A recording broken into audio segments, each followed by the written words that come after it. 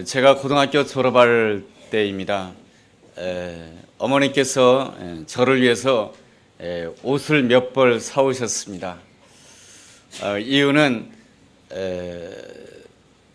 고등학생 때까지는 학교 유니폼을 늘 교복을 입고 다니다가 이제 졸업하게 되면은 좀 사복이 좀 필요하지 않겠습니까? 그래서 어머니께서 옷을 사오셨어요. 너무나도 기분이 좋았는데 옷을 보니까 라벨이 하나도 없어요. 이 라벨이 있긴 있는데 이 가위로 다 잘려져 나가 있었어요. 그래서 왜 라벨이 없을까 했더니 언뜻 보기에는 이 옷이 전혀 하자가 없는데 자세히 보니까 어딘가에 다 옷에 흠이 있더라고요. 어머니도 그걸 알고 사오셨더라고요. 알고도 그것을 사오신 이유가 뭐겠습니까? 가격이 저렴하기 때문에 그 옷들을 사온 것이죠. 그렇지만은 형편이 어려운 가운데 아들을 위해서 이렇게 고등학교 졸업할 때 옷을 사오신 그 어머니의 마음 때문에 기쁜 마음으로 그 옷을 입은 기억이 있습니다. 우리가 무엇인가 선택할 때에, 특별히 사람을 선택할 때에는 정상적인 사람을 선택하고 싶어 합니다. 어딘가에 나에게 어울릴 만한 정상적인 사람이 있을 것이다 생각하며 정상적인 사람을 열심히 찾습니다. 영화 이보다 더 좋을 수 없다라고 하는 영화가 있는데요. 그 영화 이야기는 잭이라고 하는 남자와 그리고 헬렌이라고 하는 여자 사이에 일어나는 사랑에 대한 이야기입니다. 이 잭이라고 하는 남자에게는 좋은 점들이 많이 있었습니다. 그렇지만은 단점들도 많이 있었어요. 그 단점 가운데 특별한 단점이 있었는데 이 사람들에게 너무 무례하다고 하는 것입니다. 하루는 헬렌이 어머니 앞에서 막 짜증을 냅니다. 엄마, 내가 정말로 원하는 것은 정상적인 남자친구야. 그런데 이 잭은 얼마나 무례한지 몰라. 나에게 얼마나 무례한지 몰라. 하면서 막 화를 냅니다. 딸의 마음을 너무나도 잘 알고 있다는 듯이 어머니께서는 이렇게 말합니다. 그래, 사람들은 누구나가 다 정상적인 친구를 원하지. 그렇지만은 이 세상에는 내가 생각하는 정상적인 사람은 하나도 없단다. 이 말이 바로 인생을 좀 더 오래 산, 좀 더 성숙한 어머니의 대답인 것입니다. 특별히 우리가 신앙인으로 서로를 바라보게 되면은 더 정상적인 사람을 요구합니다. 당신이 신앙을 가지고 있으니 더 정상적인 사람이 되어야 되지 않겠는가 하면서 나 자신에게 정상적인 것을 요구하는 것이 아니고 상대방에게 정상적인 면을 많이 요구합니다. 그렇지만은 성경에서는 인간에 대해서 이렇게 선언합니다. 이 땅에는 정상적인 사람이 하나도 없다라고 성경에서는 말씀해주고 있습니다. 구약 성경 이사야서 53장 6절 말씀에는 우리는 양 같아서 다 제 길로 간 인생이라고 말씀해주고 있고요. 신약 성경 로마서 6장 23절에서는 모든 사람이 죄를 범하였기 때문에 한 사람도 하나님께 영광 돌리지 못했다라고 말씀해주고 있습니다. 성경에는 위대한 하나님의 사람들이 많이 나와 있습니다. 그들을 일컬어서 성경에서는 의인이라고 칭해주고 있습니다. 의인이라고 하는 사람들은 어떻습니까? 창세기 1장부터 쭉 읽다가 보면은 의인이요 당대의 완전한 자라고 말하는 사람이 있는데 그 사람이 바로 노아라고 하는 사람입니다. 노아는 참 의인입니다. 그런데 말이죠, 이 노아도 비정상적인 부분들이 있었던 사람입니다. 하루는 포도주를 너무 많이 마셨습니다. 한 잔을 마시니까 또 마시고 싶어서 두 잔을 마시고 10잔을 마시고 너무 많이 마시다 보니까 옷을 다 벗어버렸어요.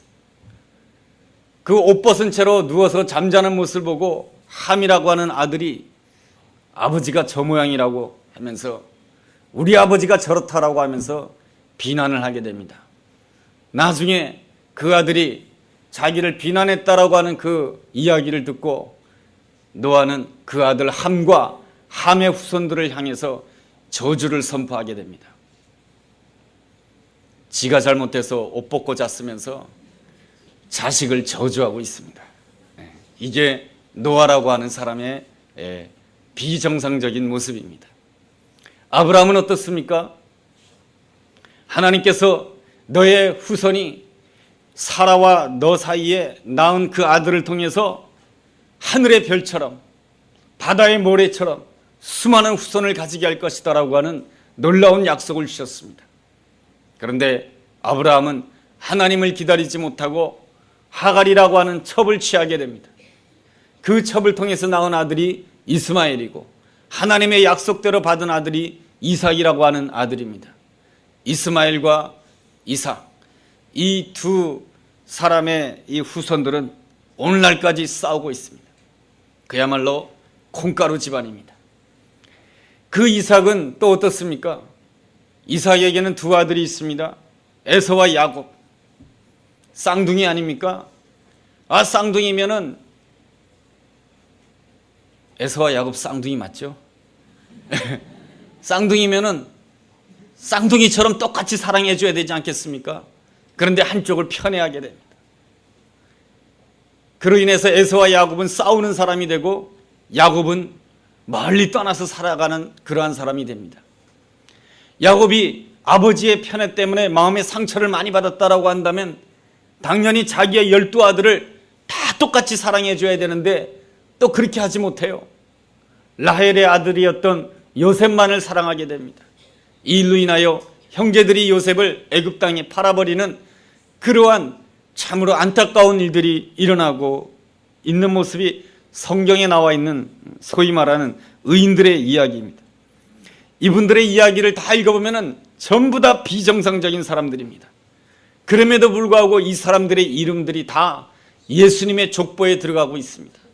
하나님께서는 이 사람들을 다 무엇이라고 여겨주냐면 의인이라고 여겨주고 있습니다. 어떻게 이 사람들이 의인이 될 수가 있는 것입니까? 하나님의 은혜 때문인 것이죠. 주님의 은혜 때문인 것이죠. 예수님의 은혜 때문에 의인이 된 줄로 믿습니다. 그러므로 성경에 나와 있는 이 모든 인물들은 한마디로 말해서 다 예수님이 필요한 사람들입니다. 성경에 여러 인물을 기록한 것은 아브라함이 대단한 사람이고 노아가 대단한 사람이고 그거를 기록하려고 기록한 게 아니에요. 아브라함도 예수님이 필요한 사람이고 노아도 예수님이 필요한 사람이고 야곱도 예수님이 필요한 사람이고 다 예수님이 필요한 사람들이다라고 하는 것입니다. 그 말씀을 통해서 우리에게 가르쳐주고 있는 것이죠. 교회에 나와 있는 모든 사람들이 다 예수님이 필요한 사람들인 줄로 믿습니다. 예수님이 필요한 사람들은 누구입니까? 나 홀로는 결단코 행복할 수 없는 사람입니다.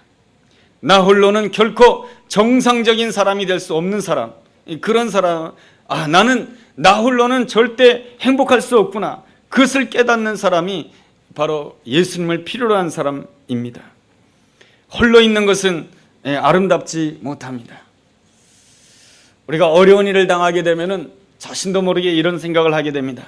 나 홀로 열심히 공부해서, 나 홀로 열심히 사업해가지고, 나 홀로 열심히 살아서 보란듯이 모든 사람들이 보기에 내가 성공해 보이겠다, 그렇게 생각하고 열심히 살아갑니다.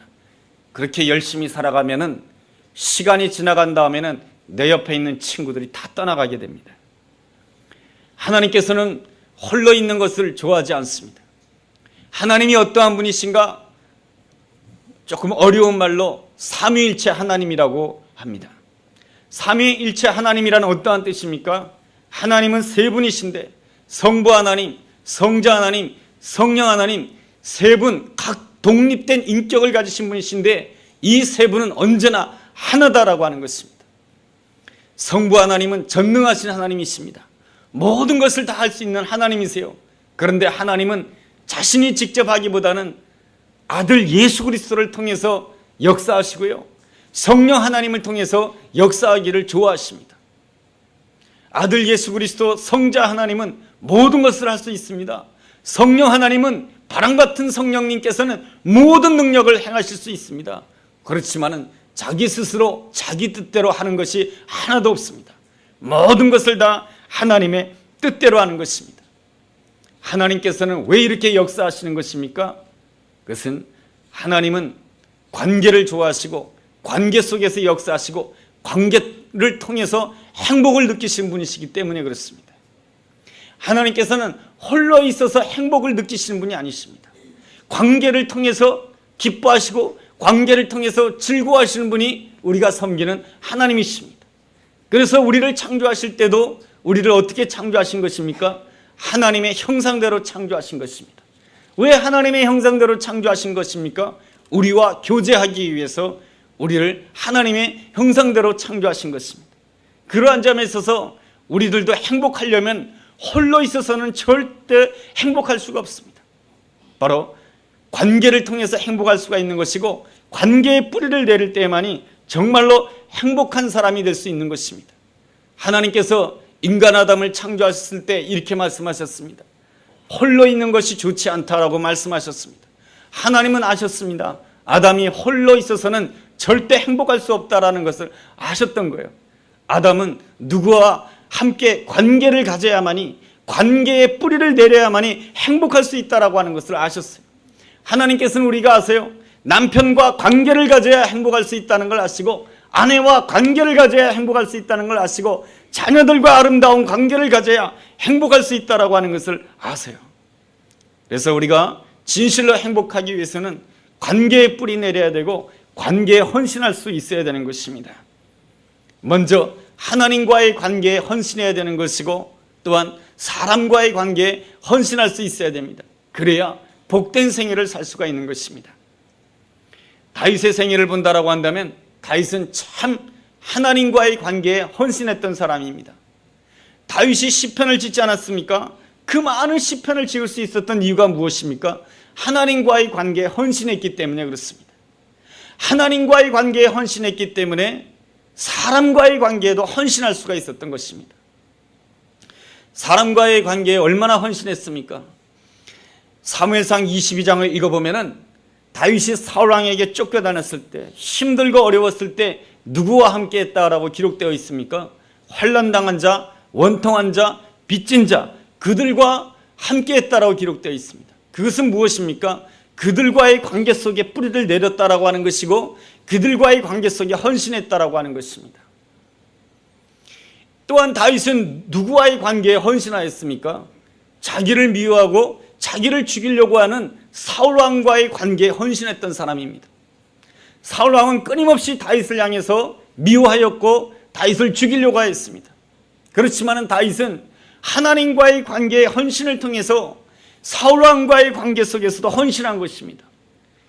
하나님과의 관계의 헌신 때문에 하나님께서 기름 부은 종 그 사울왕을 내가 해할 수 없다 해서 그에 대해서 인내하였고, 그에 대해서 기다려 주었고, 그에 대해서 용납해 주었습니다.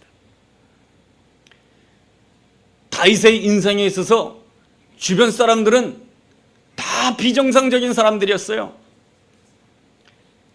환난당한 자, 원통한 자, 빚진 자, 모두가 보기에도 다 비정상적인 사람이에요. 또한 사울왕은 얼마나 비정상적인 사람입니까? 아니, 다윗이 사울왕을 해치기나 했습니까? 잘못하기나 했습니까? 그런데도 사울왕은 다윗을 죽이려고 했습니다. 그렇다면 사울왕이 얼마나 비정상적인 사람입니까? 그런데도 말이죠, 이 다윗은 하나님과의 관계에 헌신함으로 인하여서 내 옆에 있는 사람들, 비정상적이라고 생각되는 그 사람들과의 관계 속에서도 헌신하였을 때 하나님께서는 다윗을 정말로 아름다운 사람으로, 하나님 마음에 합한 사람으로서, 하나님께 영광 돌린 사람으로서 세워주실 수가 있었던 것입니다. 사울왕은 어떻습니까? 하나님과의 관계를 가볍게 생각했습니다. 하나님과의 관계를 가볍게 생각하다가 보니까 사람들과의 관계도 가볍게 생각하는 거예요. 하나님께서 자신에게 맡겨준 그 백성들과의 관계도 가볍게 생각하다 보니까 다윗과의 관계 속에서도 항상 자기 욕심과 시기와 질투로 관계를 가지게 된 거예요. 그 결과가 어떻게 되었습니까? 주변에 있는 모든 사람들을 잃어버린 자가 됩니다. 가족들까지 잃어버린 자가 되고 마지막에는 자기의 생명을 잃어버리는 그러한 안타까운 결말을 맞이하게 됩니다. 그러므로 우리는 무엇보다도 관계에 헌신할 수가 있어야 되는 것입니다. 관계에 뿌리를 내려야 되는데 어떻게 할 수가 있습니까? 첫째로 나의 연약함에 대해서 정직할 줄 알아야 되는 것입니다. 본문에 기록된 중풍병자는 언제부터 중풍병에 걸렸는지 모르지만 중풍병에 걸린 그 순간부터 침상에 누워있을 수밖에 없는 존재였습니다. 침상이라고 해봤자 가로 1m, 세로 2m 되는 보잘것없는 침상이었을 것입니다. 누군가로부터 도움을 받지 않는다라고 한다면 이 중풍병자는 아무것도 할 수 없는 사람이었습니다. 그에게는 어떤 직업이나 그에게는 어떠한 미래나 그에게는 어떤 영향력이나 그러한 것들이 아무것도 없었어요. 여러분, 이렇게 되었을 때, 이러한 형편에 놓이게 되었을 때 사람들은 어떠한 태도를 가집니까? 자기 스스로 관계를 끊어버려요. 자기 스스로 사람을 만나려고 하지 않아요. 그렇지만은 이 중풍병자는 그러한 어려운 형편 가운데 있으면서도 그에게는 소중한 면이 있었는데 그것은 바로 자기의 연약함을 인정하고 친구들과 계속해서 관계를 가졌다라고 하는 것입니다.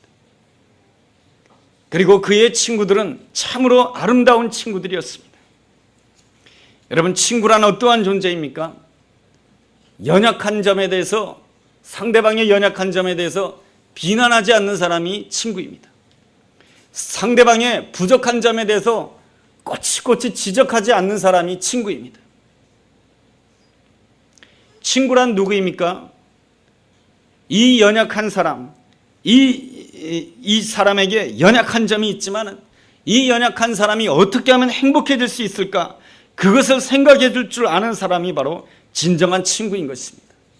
성경에 나와 있는 이 중풍병자의 네 사람의 친구는 바로 진정한 친구들이었습니다. 이 사람들은 중풍병자를 보면서 이렇게 생각하지 않았습니다. 이 사람이 왜 중풍병에 걸렸을까? 이 사람의 죄 때문일 것이다. 이 사람이 부모가 죄가 많기 때문에 그렇게 됐을 것이야. 내가 알지 못하는 뭔가 문제가 있기 때문에 이렇게 됐을 것이야. 그렇게 생각하지 아니하였습니다.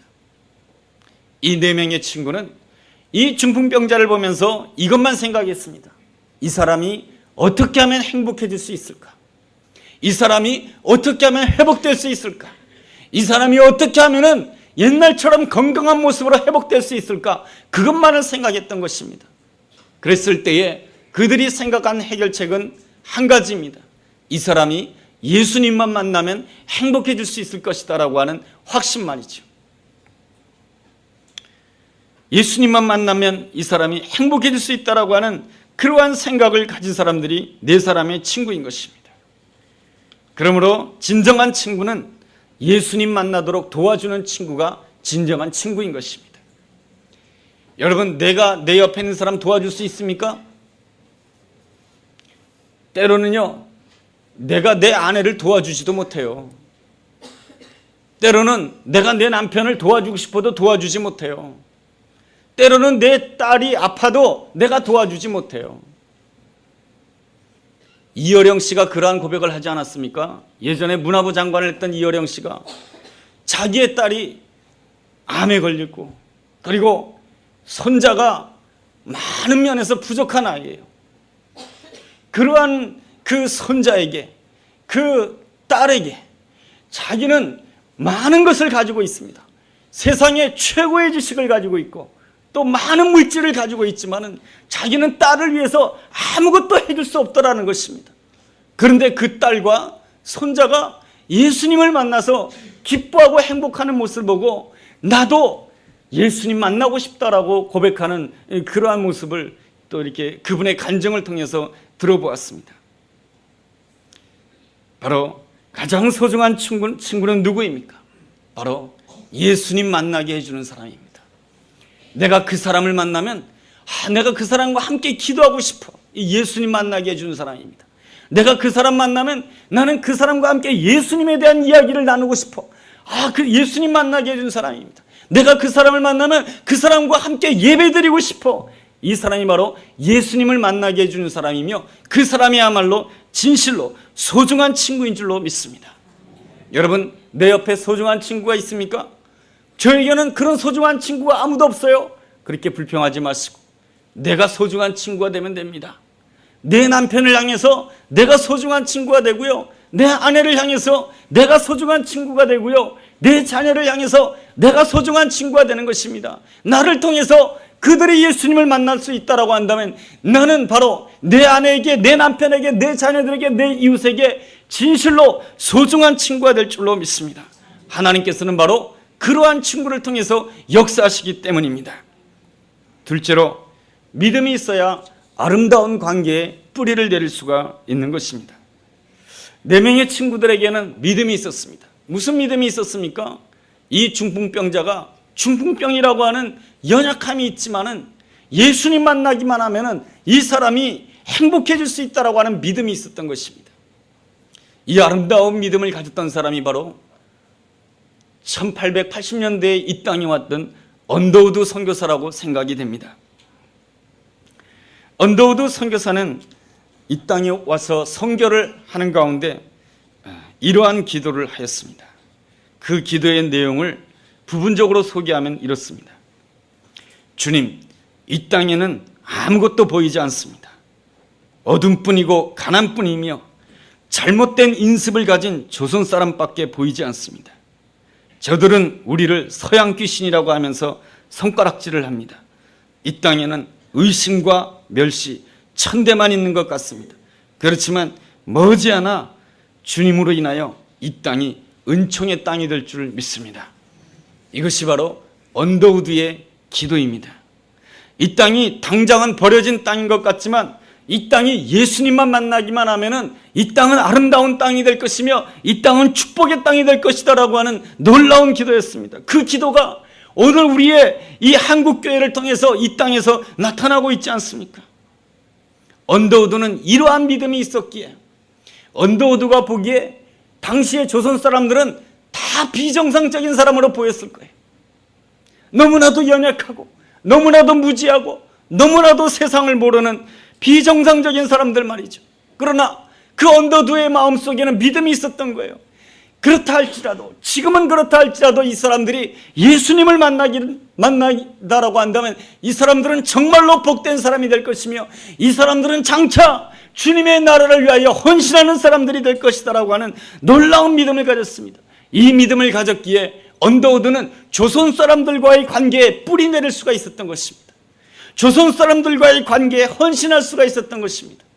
언더우드가 조선 사람들과의 관계에 헌신하였을 때 하나님께서는 그 언더우드를 통해서 언더우드와 똑같은 생각을 가졌던 그 선교사를 통해서 이 땅에 놀라운 역사를 행하신 줄로 믿습니다. 그 아름다운 믿음이 바로 중풍병자들의 믿음인 것이죠. 중풍병자의 친구들의 믿음인 것이죠.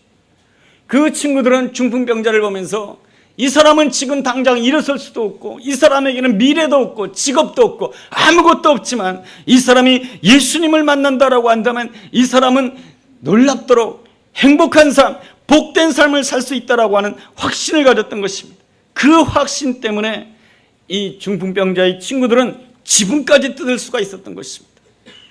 그래서 오늘 본문 5절 말씀에 보면 이러한 말씀이 있습니다.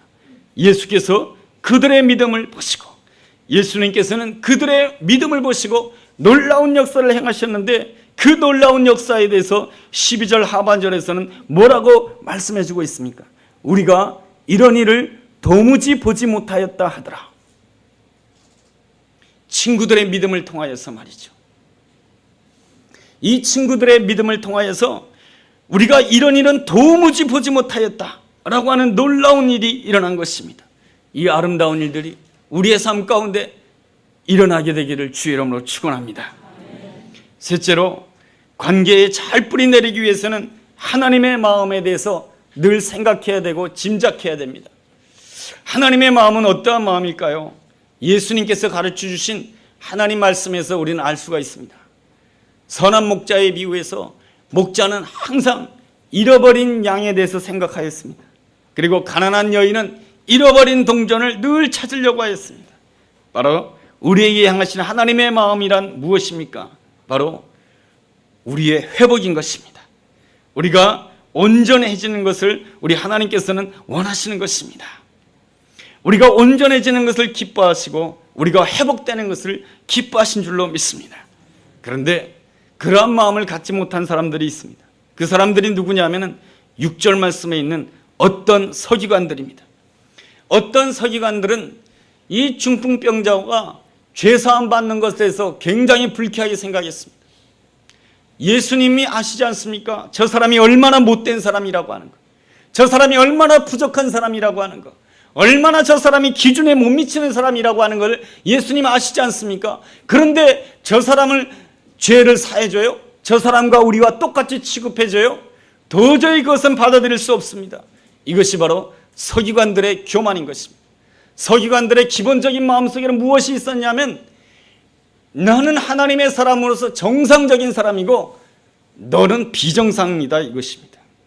그러나 성경은 우리에게 분명히 증거해 주고 있습니다. 우리 모두는 다 비정상이라는 것입니다. 나도 비정상이고 너도 비정상이고 나도 예수님이 필요한 사람이고 너도 예수님이 필요한 사람이다라고 하는 것입니다. 우리는 모두 다 라벨이 떨어진 사람이에요. 겉보기에는 다 비슷비슷해 보이고 이 자리에 예배 참석하고 있으니까 다 신앙인인 것 같고 정상적인 사람인 것 같지만 다 비정상이라는 것이죠. 여기에 서 있는 저를 포함해서 말이죠. 저도 보면 얼마나 비정상적인 부분이 많은지 모릅니다. 제가 이 고개를 똑바로 하려고 한데도 고개가 기울어져요. 완전 비정상이죠. 외모로뿐만 아니라 내 안에 있는 품성도 마찬가지인 것이죠. 나도 비정상적이고 너도 비정상적이고 나도 예수가 필요한 사람이고 너도 예수가 필요한 사람이다. 이러한 마음을 가질 때에 우리는 관계 속에 뿌리를 내릴 수가 있고 관계에 헌신할 수가 있는 것입니다. 오늘 주님께서 찾고 있는 사람이 있습니다. 그 사람이 누구입니까? 믿음의 친구입니다. 믿음의 친구란 누구입니까? 상대방의 연약한 점 보면서 비난하지 않는 것입니다. 상대방의 부족한 점을 보면서 판단하지 않는 것입니다. 대신 이러한 생각을 해줄 수 있는 사람입니다. 이 사람이 어떻게 하면 행복해질 수 있을까? 그것은 바로 예수님 만나는 것이다. 이 사람의 지금 형편, 이 사람의 여러 가지 모든 것에 문제가 있지만 예수님 만난다라고 한다면 이 사람이 진실로 복된 사람, 행복한 사람이 될 수 있는 줄로 믿습니다. 이렇게 고백하는 사람이 진실로 믿음의 친구인 것입니다. 우리는 내 옆에 있는 가족의 연약함을 볼 수가 있습니다. 그러면 이렇게 생각할 수 있어요. 왜 내 남편은 다른 사람의 남편들처럼 정상적이지 않을까? 내 아내는 왜 다른 사람들처럼 왜 정상적인 아내가 아닐까? 내 자녀들은 왜 다른 아이들처럼 정상적이지 않을까? 내 부모들은 왜 다른 부모들처럼 정상적인 부모가 아닐까? 왜 나를 도와주지 못하고 왜 나에게 속만 썩이는 부모일까? 왜 비정상적일까? 이러한 생각으로는 아무런 해결책이 없는 거예요. 그것은 나는 정상이고 너는 비정상이다라고 하는 그릇된 태도요, 서기관들의 태도다라고 하는 것입니다. 우리 주님께서 원하는 친구들의 믿음이라고 하는 것은 바로 연약하지만, 내 옆에 있는 사람이 연약하지만 이 사람이 예수님을 만난다라고 한다면 진실로 복된 사람, 하나님께 영광 돌릴 수 있는 사람이 될 수 있는 줄로 믿습니다 하면서 내 남편과의 관계에 헌신하고 내 아내의 관계에 헌신하고 자녀들과의 관계에 헌신하고 부모와의 관계에 헌신하고 이웃과의 관계에 헌신하고 관계 속에 뿌리 내리게 될 때에 성경에서는 우리에게 약속해 주고 있습니다. 우리가 이런 일을 도무지 보지 못했노라. 우리가 생전에 이런 일을 도무지 보지 못했다라고 하는 그 놀라운 하나님의 역사가 우리의 삶 가운데 일어나게 될 줄로 믿습니다. 이 은혜가 우리 모두에게 함께하게 되기를 주의 이름으로 축원합니다. 기도하겠습니다. 관계를 소중히 여기시는 하나님, 하나님과의 아름다운 관계뿐 아니라 믿음을 가지고 사람과의 관계에도 헌신하는 저희들 되게 하여 주옵소서. 그리함으로 인하여 관계를 통해서 놀랍게 역사하시는 하나님의 기적과 은총을 날마다 체험하게 하여 주옵소서. 예수님의 이름으로 기도드렸습니다. 아멘.